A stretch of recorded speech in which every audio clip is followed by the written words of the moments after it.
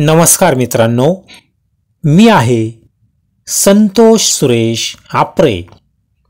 तुमच्या सर्वांचे माझ्या ह्या रेल्वे वेळापत्रक यूट्यूब चॅनलवर स्वागत आहे. मित्रांनो, आजच्या ह्या व्हिडिओमध्ये आपण CSMT अमरावती सुपरफास्ट एक्सप्रेस ह्या रेल्वेचे वेळापत्रक पाहणार आहोत. तर चला मित्रांनो, आता आपण आजच्या ह्या व्हिडिओला सुरुवात करू.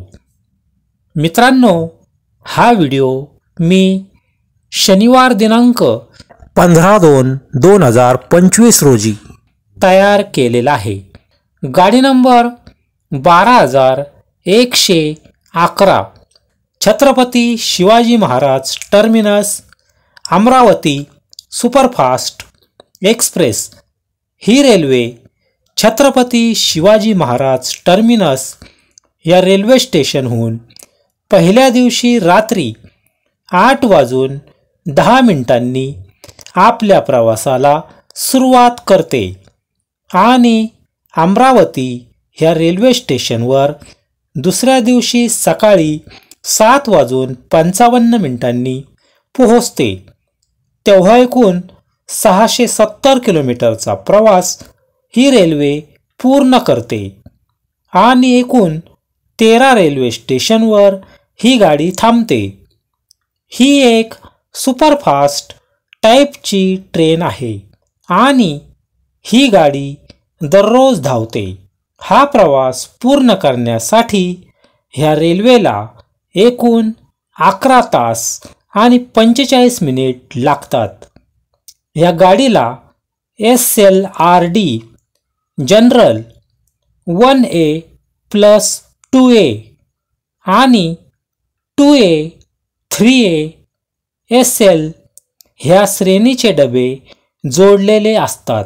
छत्रपती शिवाजी महाराज टर्मिनस ह्या रेल्वे स्टेशनचा कोड आहे CSMT आणि अमरावती ह्या रेल्वे स्टेशनचा कोड आहे AMI.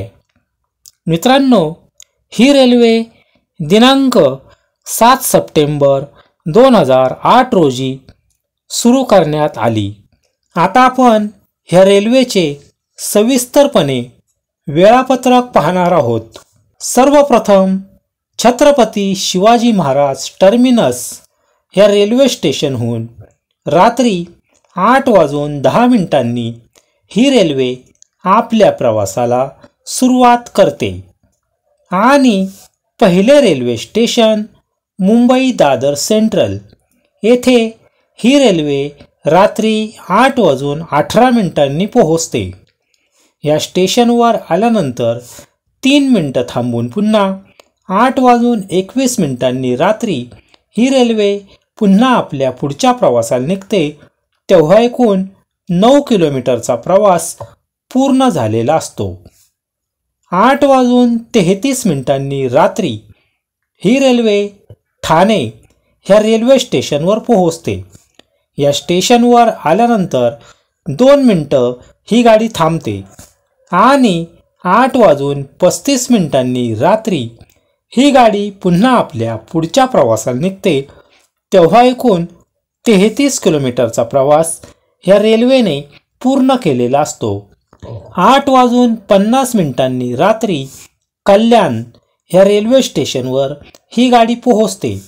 या स्टेशनवर आल्यानंतर 3 मिनिटं थांबून पुन्हा 8:53 रात्री ही गाडी पुन्हा आपल्या पुढच्या प्रवासाला निघते.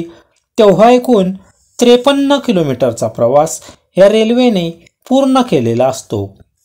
11:35 रात्री ही रेल्वे नाशिक रोड ह्या रेल्वे स्टेशनवर पोहोचते. या स्टेशनवर आल्यानंतर 5 मिनिटं थांबून पुन्हा 11:40 रात्री ही गाडी पुन्हा आपल्या पुढच्या प्रवासाला निघते. तेव्हा एकूण 185 किलोमीटरचा प्रवास ह्या गाडीने पूर्ण केलेला असतो. 2:40 रात्री ही रेल्वे जळगाव जंक्शन ह्या रेल्वे स्टेशनवर पोहोचते. या स्टेशनवर आल्यानंतर 2 मिनिटं थांबून पुन्हा 2:42 रात्री ही गाडी पुन्हा आपल्या पुढच्या प्रवासाला निघते, तेव्हा एकूण 418 किलोमीटरचा प्रवास या गाडीने पूर्ण केलेला असतो. आणि तेव्हा प्रवासाचा दुसरा दिवस सुरू झालेला असतो. 3:20 रात्री ही रेल्वे भुसावळ जंक्शन या रेल्वे स्टेशनवर पोहोचते. या स्टेशनवर आल्यानंतर 5 मिनिटं ही रेल्वे थांबते आणि पुन्हा 3:25 रात्री ही गाडी आपल्या पुढच्या प्रवासाला निघते, तेव्हा एकूण 442 किलोमीटरचा प्रवास या रेल्वेने पूर्ण केलेला असतो. पहाटे 4:13 ही रेल्वे मलकापूर या रेल्वे स्टेशनवर पोहोचते. या स्टेशनवर आल्यानंतर 2 मिनिटं ह्या स्टेशनवर ही गाडी थांबते आणि 4:15 पहाटे पुन्हा आपल्या पुढच्या प्रवासाला ही गाडी निघते, तेव्हा 492 किलोमीटरचा प्रवास पूर्ण झालेला असतो.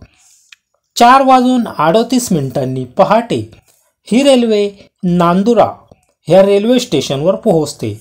या स्टेशनवर आल्यानंतर 2 मिनिटं थांबून पुन्हा पहाटे 4:40 ही रेल्वे पुन्हा आपल्या पुढच्या प्रवासाला निघते, तेव्हा 520 किलोमीटरचा प्रवास या गाडीने पूर्ण केलेला असतो.